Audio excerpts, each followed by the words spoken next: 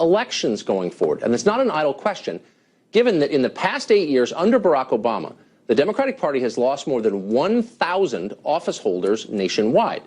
Joining us now is someone who wants to lead the Democrats into the future, former Fox contributor Jehmu Greene, who is running for DNC chair. Jehmu, thanks for joining us tonight. Good evening, Tucker. So you were asked about this over the weekend on Fox and Friends, asked about Congressman Lewis's statement, and you described what happened in November as the alleged election. I think I'm quoting you exactly, the alleged election. By that, did you mean that it's an election that didn't actually take place, or that we should pretend didn't happen, or what did you mean? As someone who wants to lead the Democratic Party, what's your position on that? Here's, I think, the position of not just Democrats or Republicans, just like I said that morning, Americans. Something happened in this election with Russia. Something happened that was so significant that the Democratic members of Congress that got that classified briefing stormed out of that room. And we may never know what that is if it stays classified, but we all have those questions. And to your opening, Tucker, I don't think anybody enjoys this. I don't think anybody likes this. This is an attack on our democracy. And Donald Trump had an opportunity after he was the president-elect to start to try to heal the wounds from the election. And instead, he chose to take us in a different direction and continue his type of just baseless attacks. But someone like John Lewis, who has the Navy deemed so respected an American that they named a ship after him, to see what Donald Trump is doing on Martin Luther King Day, no one is standing for it. Not Democrats, not Republicans, not anybody who cares about the future of this country. So he's the one congressman out of 435 you're not allowed to attack. But that's my question to you, though, that's ridiculous. My question to you is, though, if you're elected chair of the Democratic Party, I intend to be. And you intend to be, your line to Democrats when you go across the country to the Jefferson Jackson dinner or whatever, you're going to say, we would have won that election if only Vladimir Putin, in ways we can't explain or be specific about, hadn't intervened. No. So your understanding is Hillary lost because of Putin. I think that's what you just said. No, that's not what I said. And so don't put words in my mouth, Tucker. There are lots of things the Democratic Party needs to address. Certainly, we have to find better ways of communicating our issues in a way that are going to inspire communities to turn out for us. We have to make sure that we are defending our policies in the same way that Donald Trump was so effective as a communicator. We have to be able to do the same thing, and we will do it, and we'll win by telling the truth, which is the opposite of what we saw from the Republican in the race in 2016. But we have a lot of work to be done. We have to bring young people in. We have to make sure that the infrastructure of the party has the resources that they need. This is not just a one-issue situation. And so I'm not going to play a game and simplify it with you, Tucker. I don't want you to simplify it. I want you to explain it, because you're running for this. So the first thing you mentioned in that long litany was we need to get the communities out. Now, one community that did not come out for you is white voters. Hillary Clinton won 37% of the white vote. That's the lowest number any Democrat running for president has received in more than 30 years. So it's clearly a massive problem for her. Do you see that as a problem? And what would you do to rectify it, to get white voters to vote Democrat again?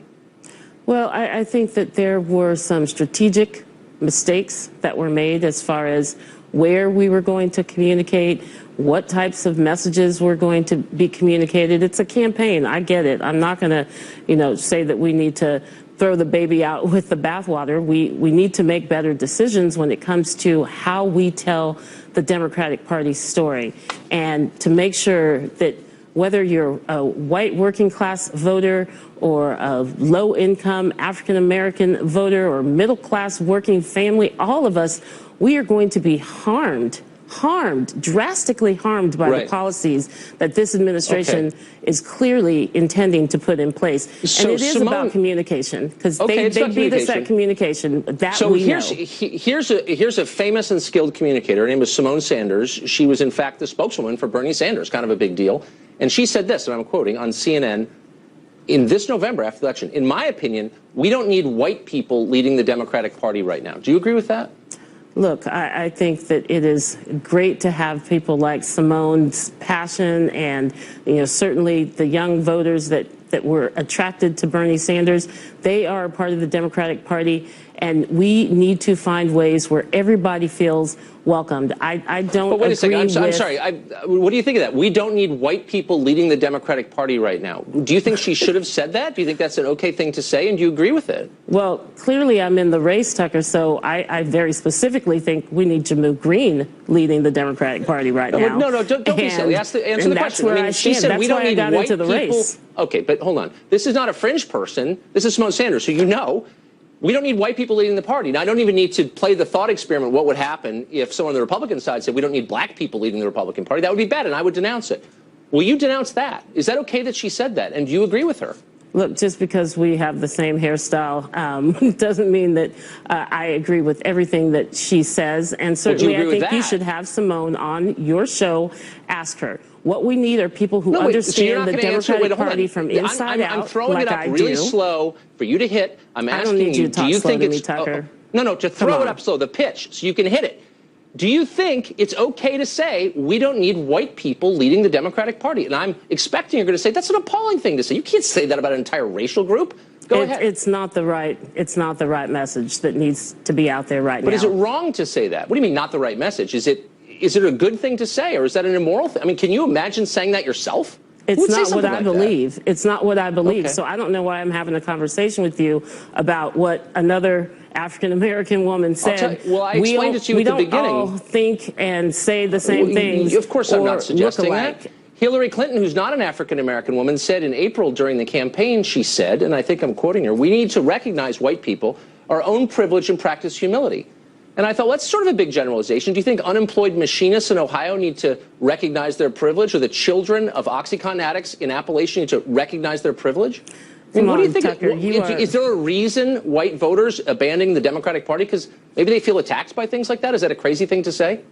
Look, Tucker, you're a really smart man, and you understand. I'm asking obvious questions. You understand nuance and communication, and you do a lot of critical thinking. Trying to boil that statement down into something that is an attack on a voter in a certain state, that's just ridiculous. I'm tired of these types of conversations, and really, frankly, I'm quoting Hillary Clinton here. I'm not saying taking out of context. This is a real conversation. This is what makes people opt out of politics, question. and part of why we lost is because people weren't inspired. They were disgusted. They were disgusted by the discussion in the 2016 election. So my asking what Hillary Clinton meant when she said that in public is, quote, part of the reason people are opting out of politics?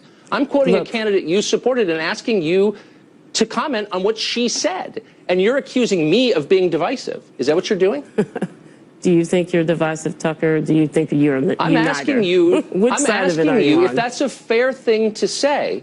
And my own view, as you can probably tell from my tone, is that's an awful thing to say about people based on their skin color. It is absolutely fair to acknowledge that there are issues of white privilege out there that concern very specific communities, and they're based in reality. But it is also absolutely fair and something that I think Democrats understand about the pain that all Americans are going through.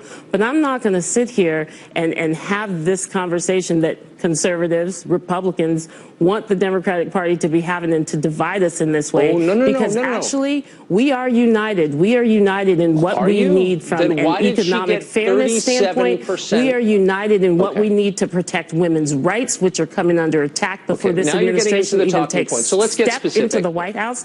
We are united. I'm not going to let you divide us along those lines, because it's not as simple as that, and quite frankly, it's not as stupid as that. I was quoting Hillary Clinton and asking you what you thought of it, and you started calling me names. And I'm merely trying to get your view, but you retreated immediately into talking points. So let me get specific again and see if you can handle it. Let me see if you can respond. If you can respond to this one. So you're saying you're looking for an economic message that speaks to the needs of the middle class and of working people of all colors. And I applaud you for attempting to find that message. So for 8 years, President Obama has been telling us he wants to lower drug prices because they're too high, right? And that was part of the purpose of Obamacare, but it didn't work, as you know. They're still too high, right? Right. A very fast way to do that would be to re-import drugs from Canada. Donald Trump is calling for this. Why in 8 years did Barack Obama not call for that? Barack Obama called for so many fixes to Obamacare. No, that's not to Obamacare. You understand what Republicans did when that man was first inaugurated. They said on day one they were going to obstruct, and they successfully did in many ways. He and the administration were very clear. There are lots of things we need to still fix with health care. There are lots of problems. What about re-importing drugs at a cheaper prices. price from Canada? But if you don't have somebody in Congress, if you don't have any leadership on the other side who understands they need to put the American people first instead of trying to destroy government because they didn't like Barack Obama, this is silly. That is what is wrong. That is what keeps people disenfranchised. Look, I don't want to relitigate it, but if you're going to generalizations that aren't true, Democrats held all three branches of government when Obama came into office. Look, I'm just asking. Here you have Donald Trump. That's transparently false. Here you have the obstruction that the Republican Party did to fixing Obamacare, to making sure that we could continue to get health care in this country better, was abysmal. Do you know what it is? If you deny it, that's on you. That's on you. You and your therapist can talk about that. I'm not denying that Republicans tried to stop Barack Obama's agenda.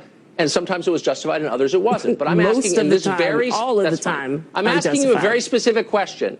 And I'm asking you, do you agree with Donald Trump's plan to re-import drugs at a lower price from Canada? American drugs have been sold in Canada at a lower price, bringing them back. The pharmaceutical companies are against it. Obama did not push for it. Trump is now pushing for it. What's your response to that? Are you for that or against it? Simple question. I haven't seen the exact plan you're talking about, so I'm not going to play this gotcha game.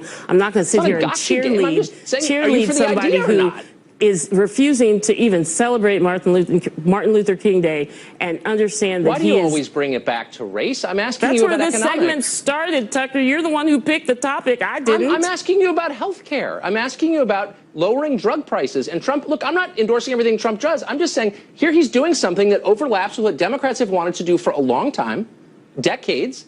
And he's saying, yeah, let's do it. And I'm asking you, are you for it or not? Are you so partisan that you can't just say, yeah, I don't like Trump, but that's a good idea? But you can't. Can you? I am the last person that is going to cheerlead some small little one-off from Donald Trump, because I am looking at the bigger picture of what this man is about to do to this country and responding to the waves of people who are terrified, who are fearful, the women who are marching the day of the inauguration, and the men who are joining them because they understand we have to resist. We have to resist. All right, good luck with that. Thanks for joining us. Back at you, my friend. I appreciate it.